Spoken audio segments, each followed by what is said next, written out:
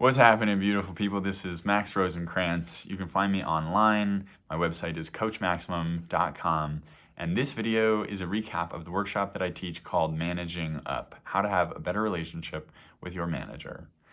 This video is for you if you're looking to get more autonomy at work, if you're looking for more responsibility at work, if you're wanting to be taken more seriously at work, whether that work is a company that you work for or your own business, dealing with external stakeholders, clients, managers, leads, program leads, program managers.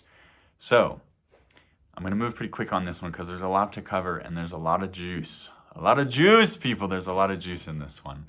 I hope you like it. So there's 4 key points that we're going to cover. The first one is why. Why the heck are we doing this? The second one is the thing that you're not thinking of doing that's going to totally flip the script on your relationship with your manager.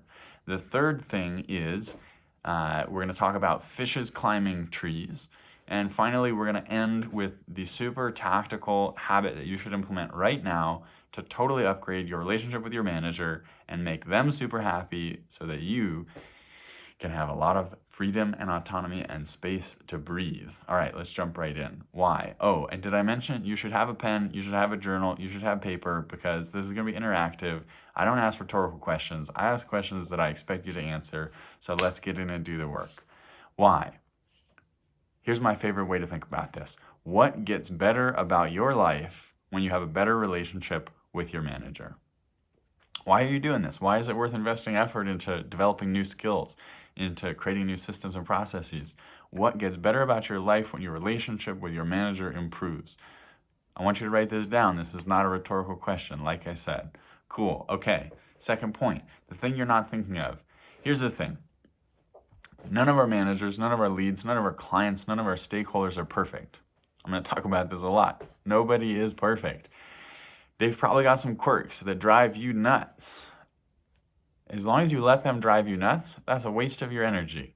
You could be spending that energy on something else more productive other than getting frustrated, irritated, annoyed. So here's how we flip the script on this. I want you to list whatever your manager's faults are, whatever their imperfections that irritate you, and then I want you to list the benefits of them being that way. I said that right. You heard me right. What are the benefits of them being that so-called irritating way? When you can balance your mind, when you can realize that it's not all bad that they're this way, it's some bad, some good, it's overall neutral, you tend to chill out, you tend to see them more accurately, you tend to improve your relationship with them without really having to do anything else. You just stop getting worried about those little things because you realize those little things have benefits, you know? Maybe your lead is not super organized, and that gives you an opportunity to step up. Or maybe it's resulted in you creating systems that generate better organization, and that wouldn't have happened if they were super organized. So, what are the benefits of your manager's quirks and peculiarities? All right, third thing, we're going to talk about fishes climbing trees. Well, actually, we're going to talk about how fishes don't climb trees. This is a quote from Albert Einstein. If you judge a fish by its ability to climb a tree, it will forever think itself an idiot. Back to managers being humans and not perfect, just like the rest of us. If you judge your manager by their ability to do something that they're not good at, you're going to find them lacking. A much better strategy is to figure out what is your manager really good at and go to them for help with those things. If they're an expert at strategy, go to them when you need help figuring out a strategic plan. If they're a highly empathetic person, go to them when you need help understanding interpersonal challenges that you're having and you need to be listened to. And find other people who are good at the other things that you need. You probably need someone who's good at strategy, you probably need someone who's good at leadership, and you probably need someone who's good at empathy and interpersonal relationships. Not everyone is good at all 3 of those things. If your manager is only good at 1 or 2, go to them for those things. For the other things, find someone else. And here's a caveat, this part's important. Talk to them about this.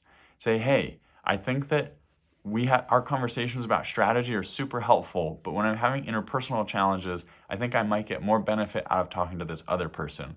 Does that sound good to you? Take something off of your plate. Ideally, that conversation goes smooth and they see it as a win for them and a win for you and you being proactive. That's going to lead us into our fourth and final thing for this video, which is all about proactivity.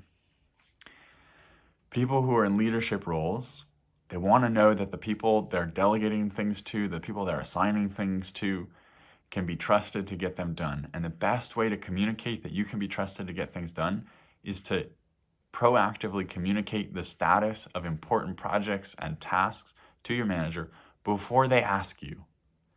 If you can tell your manager the things that they want to know before they have to ask you for them in a format that's really convenient for them, they'll breathe a huge sigh of relief. And when they do that, you'll have way more freedom to do what it is that you think is important. So this is something you can implement right now. Figure out, what does your manager want to know? How often do they want to know it? And what format is best for them?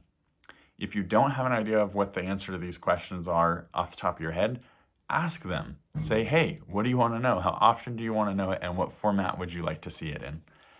And when you start giving them these updates on a regular basis, they're going to chill out, you're going to chill out, and you're going to have more ease, more flow, and more joy. And that's what I'm all about. That's all I've got for this video. I hope to see you on the next one. Be well.